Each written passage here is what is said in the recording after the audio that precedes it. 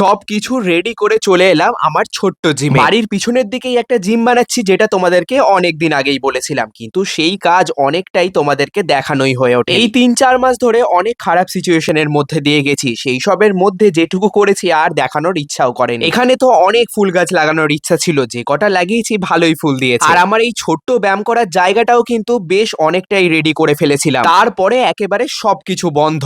বাড়িতে এমন একটা মেডিকেল এমার্জেন্সি হয়ে গেছিল যে তারপর থেকে আর এইসব কিছু করার ক্ষমতাই ছিল না। জায়গাটাতেও নতুন আর কিছু করতে পারিনি, যেটুকু করেছি সেটুকুও হয়তো তোমাদেরকে আর দেখানো হয়। মাঝে মাঝে একটু আধটু আমি প্র্যাকটিস করছিলাম, আর সেই কারণেই মাটিটা অনেকটাই বসে গেছে। তাই আজকে সময় পেতেই এই জায়গাটায় মাটি দিয়ে একটু ফিল আপ করে উঁচু করে নিলাম ইটগুলো। তারপরে আবার রাবার ম্যাট গুলো পেতে নিচ্ছি। ইচ্ছা আছে কাল থেকে আবার নতুন করে ওয়ার্কআউট শুরু করব, সাথে আস্তে আস্তে জিমটাকেও আপডেট করব। এইসব করতে অনেকটাই খরচা হচ্ছে, তাই আস্তে আস্তেই করব ভেবেছি। কি বলো তোমরা, আস্তে আস্তে আবার শুরু করি?